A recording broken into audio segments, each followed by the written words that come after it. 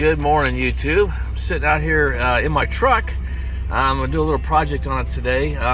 This is a 2020 F250 that I bought in 2020, and I've done quite a few mods to the dash, added stereos and stuff. This is an XL model. I bought the truck back in 2020. It had the bed, the engine, everything I liked, but it was an XL package. And one of the things I didn't like about it from the get-go was this little display. You can see the little tiny display there.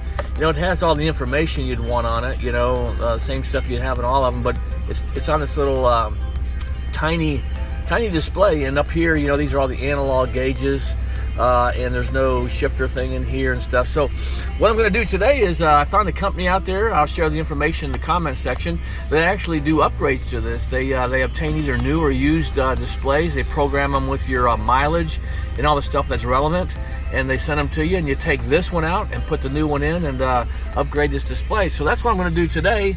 I'm going to take this thing out and put in the new one. So I'll show you brief clips of me taking it out and putting it in. I'll also put a little diagram if you're interested in it in there. But at the end of the day, there's about 6 screws that come out, little 7mm, and you gotta have little tools to pop this off here.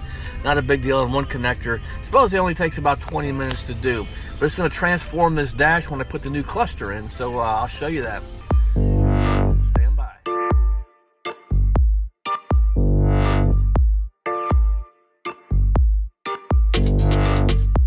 Alright, so these are tools I'm going to use this morning to do this. These are just little, I got these at Harbor Freight.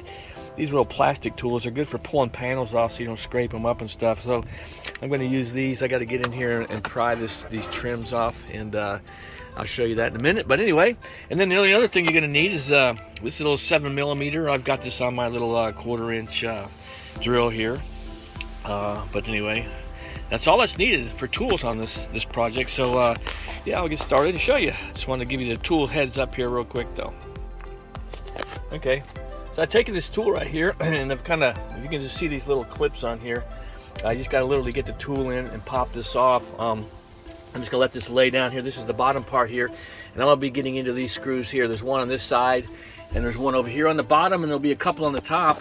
I've already worked this trim loose. Let me come up here, and if you look here, I've taken this tool and popped this back. This is some carbonized trim that I put on here before. It's literally stuck on the existing trim.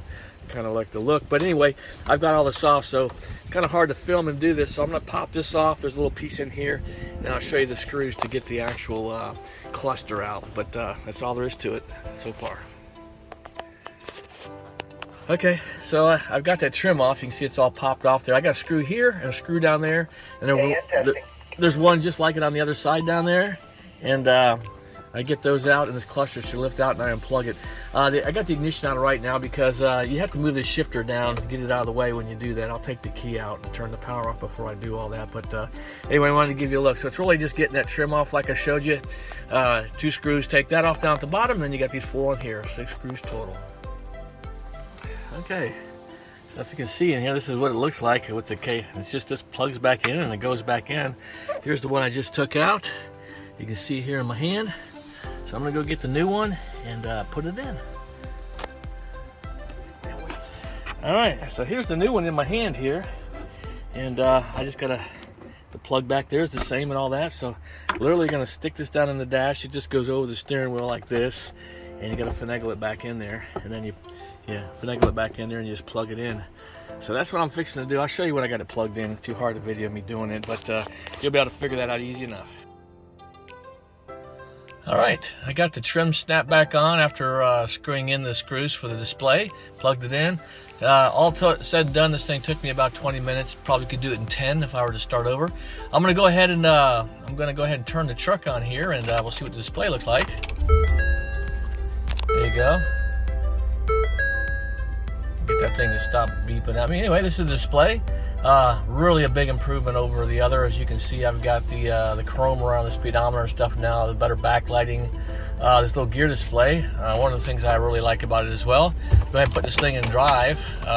See the gears come up there on the left, and it'll go through those as you shift. That's a nice feature. The other one just had this little analog looking number that would roll. I mean, it looked pretty bad.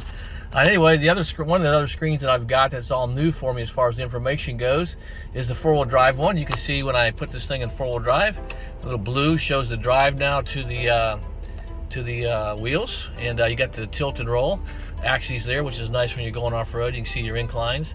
Put it back in two-wheel drive, and you'll see that little blue is not highlighted down. Anyway, you go through the screens. I won't go through all these. Everything is more graphical than what I had before, obviously. One of the like even the tire pressure looks nicer now. You know, you see all that. So yeah, very nice. The one I stay on mostly is just the fuel economy.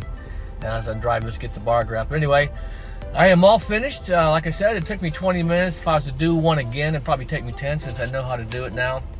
I also like to give a shout out to Clusters by Living It Up.